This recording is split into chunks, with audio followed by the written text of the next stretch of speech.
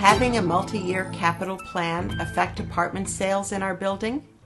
If you don't have a plan, a 1 to 5 year plan, it becomes a problem for buyers. They never will know where and when they're going to get an assessment, how much that assessment is going to be, and it's very hard to figure out if I can afford to live in this building.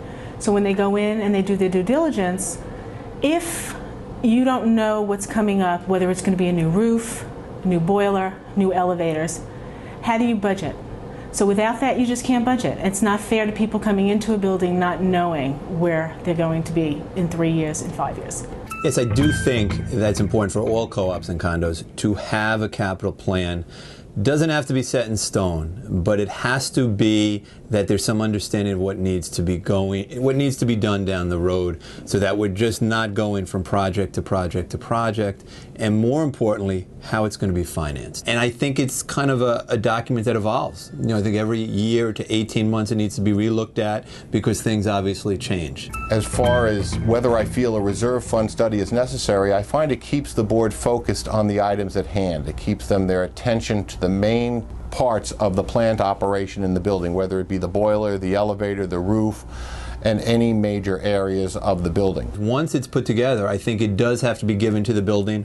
We like to give it out prior to an annual meeting and tell people, this is, again, not set in stone. This is what we're looking to do. This is what we're hoping to do. And this is what we're thinking about in terms of financing. Because otherwise, when something goes wrong, then you're at the beginning point and you have to figure out how to do it. If you do have a plan, I think it's very important that you explain to the shareholders who are there. Part of these problems are if you defer this maintenance or you defer this capital improvement, it's going to cost you tens of thousands of dollars more to go ahead and do this work. Why do it under an emergency when you have the time to figure out how to do it?